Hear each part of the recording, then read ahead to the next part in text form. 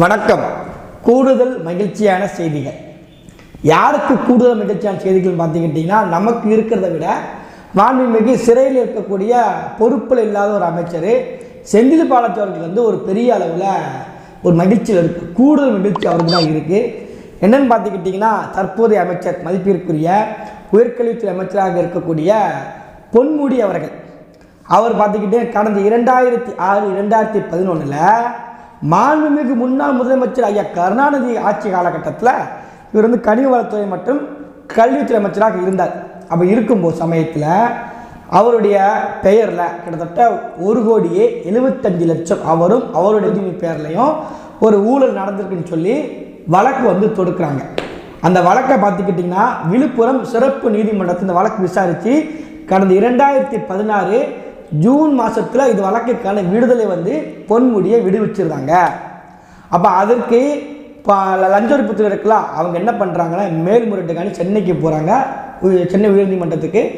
அங்கே நீதியரசர் மதிப்பிற்குரிய ஜெயச்சந்திரன் அவர்கள் பொன்முடியுடைய விடுதலை ரத்து செய்யப்படுகிறது, இதை குறித்து விசாரணை வருகின்ற நாளை மறுநாள், அதாவது டிசம்பர் 21 இதற்கான தீர்ப்பு வழங்கப்படும். குறிப்பாக அந்த தீர்ப்பில் மதிப்பிற்குரிய அமைச்சர் பொன்முடி அப்போ அவருடைய மணி இவர்கள் நேரிலேயோ இல்லை காணொலி மூலமாகவோ நீங்கள் ஆஜராகணும்னு சொல்லியிருக்காங்க. குறிப்பாக நீங்கள் செய்தது ஊழல் நிரூபணமாக இருக்குது, ஆதாரபூர்வமாக இருக்குது. கிட்டத்தட்ட 64.90% நீங்கள் கூடுதலாக சொத்து சேர்த்து வச்சிருக்கிறீங்க. அது நிரூபணமான ஒன்று.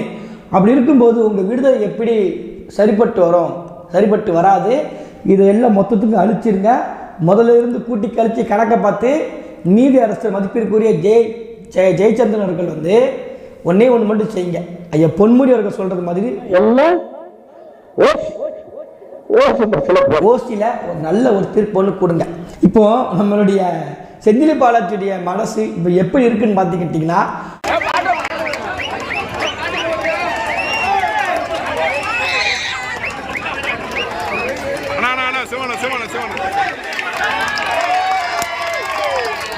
ஐயா பொன்முடி ஆடுறாரு தெரியுமா, இந்த மாதிரியான ஒரு சந்தோஷத்தில் இருக்காங்க. நம்ம எல்லாருமே மழை வெள்ளத்தில் நம்ம பாதிப்பு இருந்துக்கிட்டு நமக்கு ஒரு வருத்தத்தில் தான் இருக்கிறோம். என்னடா நம்ம ஊரில் இப்படி பாதிப்பு இருக்குன்ற ஒரு துயரம் நமக்கு எங்கே பிரச்சனைனாலும் நமக்கு கவலை இருக்கும். இதான் நம்ம வீட்டில் ஒரு பிரச்சனை கொஞ்சம் எக்ஸ்ட்ரா இருக்கும். அந்த மாதிரி நம்ம ஊரில் நம்ம திருநெல்வேலியில் இப்படி பிரச்சனைன்ற ஒரு கவலை இருக்கும்போது, இல்லை கவலைப்படாதீங்க, உங்கள் கவலை போக்குவதற்கு அமைச்சர் பொன்முடி இருக்கிறார், ஓசி பொன்முடி இருக்காரு. அந்த பொன்முடி அவர்களுடைய தீர்ப்பை ரொம்ப எதிர்நோக்கி காத்திருக்கோம். நல்ல தீர்ப்பாக இருக்கணும். 1 கோடி இல்லை, 1 ரூபா ஆட்டையை போட்டாலும் மக்களுடைய வரிப்பணத்தை, மக்களுடைய காசை 1 ரூபா ஆட்டையை போட்டாலும் அப்போ தான் இங்கே இருக்கக்கூடிய அதிகாரிகளுக்கு ஒரு பயம் இருக்கும். கிட்டத்தட்ட 100 நாளைக்கு மேலே ஆயிடுச்சு செந்தில் பாலாஜி போய். எவ்வளோ நாள் தான் ஒத்தையில் இருப்பார்? அவர் யோசிச்சு பாருங்க, எவ்வளோ ஒத்தையில் இருப்பார்? இந்த மாதிரி அமைச்சர்கள் போட்டோம் கொள்ளை அடித்தாங்கல்ல, 1 கோடி சும்மா விட்டுற முடியுமா? மக்களுடைய காசு தரந்த காசு. நீதி அரசரே சொல்கிறாங்க 64.90% உங்களுடைய சொத்து குவிப்பு அதிகமாக இருக்கு வருமானத்தை விட அப்படின்னு சொல்கிறாங்க. அப்போ கண்டிப்பாக அதற்கான தண்டனையை பொன்முடி அவர்கள் நிச்சயமாக டிசம்பர் 21 பெற போகிறார். இப்போ இதுக்கு என்ன உருட்ட போகிறீங்க நமக்கு தெரியல. செந்தில் பாலாஜிக்கு சொல்லும்போது ஒரு உருட்டு விட்டாங்க. என்ன உருட்டுன்னு பார்த்துக்கிட்டிங்கன்னா, செந்தில் பாலாஜி அவர்கள் ஏடிஎம்கே இப்படிலாம் ஆட்டையை போட்டது, அது கருணாநிதிக்கும் திமுக கட்சிக்கும் சம்பந்தமே கிடையாது. அதாவது திமுக கட்சி இருக்கும்போது ஒரு ஆட்டையை போடலை, அப்போ நடந்த வழக்குங்க அப்படின்னாங்க. இப்போ ஐயா பொன்முடி அவர்கள் கனிம வளத்துறை அமைச்சராக யார் தலைமையில் ஆட்சியில் இருக்காரு பார்த்தீங்கன்னா, ஐயா கருணாநிதி ஆட்சியில் இருக்கும்போது தான் இந்த சம்பவமே நடந்திருக்கு. அப்போ திமுகனுடைய அமைச்சர் தான் அப்பவும் இப்பவும் அவர் தான். செந்தில் பாலாஜி மாற்றி உருட்டினீங்க, அவர்கள் வழிநடத்த தெரியாமல் வழி நடத்திட்டாங்க. அது உண்மைதான். வழிநடத்த பேர் செந்தில் பாலாஜி உள்ளே போயிட்டாப்புல. ஜெயலலிதா அவர்களுடைய ஆட்சியில் தான் அவர் ஊழல் பண்ணார் அப்படின்னு பேசினாங்க. இப்போ பொன்முடியுடைய இந்த ஊழல் பார்த்துக்கிட்டிங்கன்னா, கலைஞர் கருணாநிதி, டாக்டர் கருணாநிதி, முத்தமிழறிஞர் கருணாநிதி அவருடைய ஆட்சியில் தான் மதிப்பிற்குரிய அப்போதைய கனிம வளத்துறை அமைச்சராகவும் கல்வித்துறை அமைச்சராக தான் பொன்முடி செய்த ஊழல். இப்போ இதில் என்னன்னா, அவர் மனைவி உள்ளத்துக்கு வச்சிருக்காங்க. இதுதான் ஒரு பெரிய விஷயம். அவங்களுடைய தரப்பில் என்ன சொல்கிறாங்கன்னா, மனைவி பேர் 110 ஏக்கர் இடம் இருக்குது, அது மூலமாக வந்த வருமானத்தை இந்த வருமானத்துறைக்கு சோதனையில் கணக்கில் சேர்க்காம முட்டை வந்து அவங்களுடைய தரப்பு வாதத்தை வச்சிருக்கிறாங்க. ஆனால் இதெல்லாம் சரிப்பட்டு வராது. டிசம்பர் 21 நாளாக கழிச்சு வேலைக்கிழமை ஒரு நல்ல தீர்ப்பு நான் குட்டிக்க நீதியரசர் ஜெயச்சந்திரன் அவர்கள் சொல்லியிருக்கிறாரு. இந்த நீதியரசனுடைய தீர்ப்புக்கு மதிப்பிற்குரிய அமைச்சர் பொன்முடி அவர்களுடைய பதவி சட்டமன்ற உறுப்பினர் பொறுப்பு இருக்குமா, அமைச்சர் பொறுப்பு போகுமா அப்படிங்கிறத 2 தினங்களில் கண்டுபிடிச்சது. நாளாக்கள் தெரிஞ்சிடும். உண்மையிலே ரொம்ப எதிர்நோக்கி காத்திருக்கோம். நான் உடன்பிறப்புகள் முட்டு கொடுக்க முடியாமல் ஒவ்வொரு பக்கம் திணறதை பார்க்கும்போது அது என்னன்னே தெரிலாங்க. நமக்கு வந்து அமைச்சர், அதாவது அமைச்சர்கள் கஷ்டப்படுறது, முதலமைச்சர் கஷ்டப்படுறத தாண்டி உடன்பிறப்புக்கு முட்டு கொடுக்க முடியும், மண்டை வச்சு அண்டை கொடுக்க முடியாமல் திண்டாடுவாங்க தெரியுமா? அதை பார்க்கும்போது நமக்கு ஒரு பெரிய சந்தோஷமாக நமக்கு இருக்குது. பெரிய சந்தோஷமாக இருக்குது. இந்த வழக்கில் உறுதியாக சம்பவம் வருகையா இருக்குது. எங்களுக்கெல்லாம் சூடு சொரணையே வராதா? நானெல்லாம் சாக்கரைக்குள்ளேயே ஒரு மாமாங்கம் கூடு கட்டி வாழ்ந்தவற்றைக்காரன். ஸ்டாலின் அவர்கள் செந்தில் பாலாஜிக்கு வீடியோ போட்டாங்க. தொட்டு பார்க்காதீங்க, சீண்டி பார்க்காதீங்க, சும்மா இருக்க மாட்டோம் நாங்கள். இன்னும் பழைய திமுக நினச்சிட்டு இருக்கீங்களா? அது ஸ்டாலின் தலைமையில திமுக அப்படிலாம் வீடியோ போட்டார். இப்போ ஐயா பொன்முடிக்கும் வீடியோ வருமானு பார்த்தீங்கன்னா டெல்லியில் போய் உட்காந்துருக்காரு. அந்த மகாராஷ்டிரனுக்கு என்ன கவலை? திருநெல்வேலியில் சடலம் மிதந்து போகுது. புது பஸ் ஸ்டாண்டில் கிருஷ்ணாபுரத்தை சார்ந்த நபர் மீட்பு பணிக்காண்டி வந்தவராம். மீட்பு பணி, அதை மக்களை காப்பாற்றுக்காண்டி கடந்துக்கு வந்தவர்.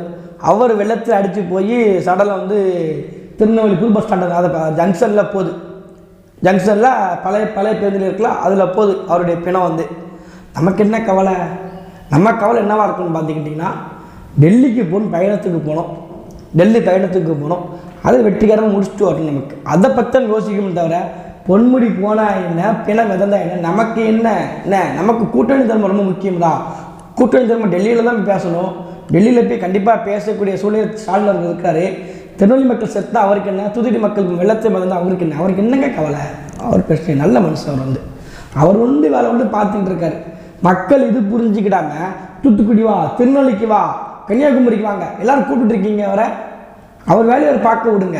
உங்களுக்கு சேவை செய்ய வந்தார். அவர் கட்சியை வழி நடத்தணும். அதுக்கு பிறகு தன்னுடைய தலைமுறை தான் பையன்கிட்ட கட்சியை கொடுத்துட்டு போகிறோம். அந்த கொள்கை நோக்கில் வந்து நிற்க ஸ்டாலின் அவர்கள். அமைச்சர் செந்தில் பாலாஜிக்கு பிரச்சனை வீடியோ போடுவார். பொன்முடி அணைஞ்சே விட்டுருவாங்க. இப்போ பொன்முடி நிலைமை நடிக்கும் போது நமக்கு பரிதாபமாக இருக்குது. செந்தில் பாலாஜியை தனியாக போனார். அவர் தம்பியை வச்சுக்கிட்டு விட்டுட்டு போயிட்டார். ஆனால் இப்போ பார்த்துக்கிட்டிங்கன்னா ஐயா பொன்முடி அவர்களுடைய விஷயம் பார்க்கும்போது மனைவி சேர்ந்து உள்ளே இருக்கிறாங்க. என்ன நடக்க போகுது அப்படிங்கிறது பொறுத்திருந்தால் பார்க்கணும். இன்னும் 2 நாட்களில் தெரிஞ்சிடும். நல்ல தண்டனையாக கொடுங்க, உண்மையிலே சொல்கிறோம். ஏன்னா அவர் அமைச்சருங்கிறவங்க வந்து எந்த ஒரு பொறுப்பும் இல்லாமல் பேசக்கூடியவர். இவர் வந்து அப்படியே ஓட்டு போட்டு கிழித்து தள்ளிட்டீங்க. நீங்கள் உன் புருஷன் என்ன பண்ணுறான் அப்படி இப்படின்னு சொல்லி ஒரு மறுவாதம் இல்லாமல் பேசக்கூடியவர்.